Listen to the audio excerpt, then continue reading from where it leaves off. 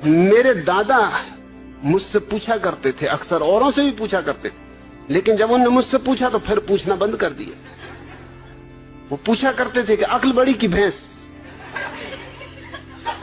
अब उनको कौन उत्तर दे। मुझसे एक दिन पूछ बैठे, मैंने कहा भैंस। उन्होंने कहा क्यों? मैंने कहा क्योंकि भैंस ये सवाल नहीं पूछती।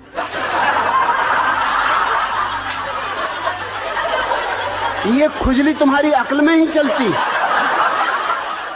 भैंस तो बिल्कुल परमहंस दशा में। मैं कई भैंसों के पास जाके कई घंटों खड़ा रहा, कोई भैंस नहीं पूछती कि अक्ल बड़ी की भैंस। अरे भैंस को पता ही है कि हम बड़े, क्या पूछना। फिर उन्होंने नहीं पूछा।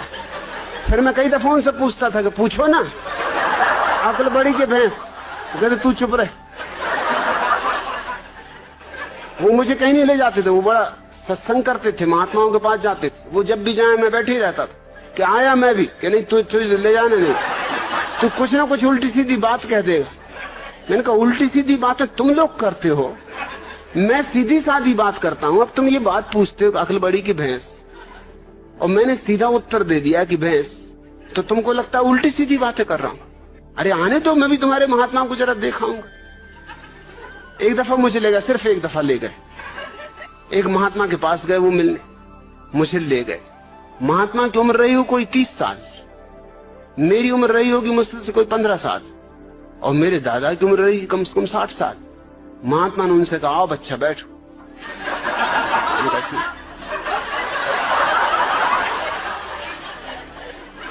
मेरे दादा ने मुझसे कहा तुम्हें कुछ पूछना तुम पहले ही पूछ लो, नहीं तो फिर गड़बड़ हो जाएगी, फिर मैं पूछ लूं।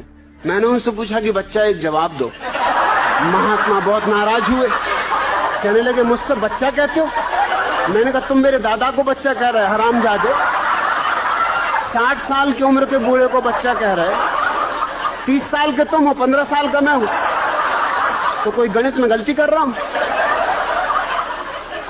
तुम बच्चा नहीं महाबच्चा हो। मेरे दादा ने मुझे फौरन बाहर निकाला, तू जा भैया, तू घर जाओ, कभी मेरे साथ मत आना। क्या बातें पूछ रहे हो? सृष्टि को किसने बनाया? जान भी लोगे तो क्या करोगे? क्या फिर से बनाना है? एक से ही मन नहीं भरा। अरे इतना ही जान लो कि अपना अज्ञान कैसे मिटे। ये जानने से नहीं मिटेगा, ध्यान का दिया जला लो, अज्ञान मिट जाता।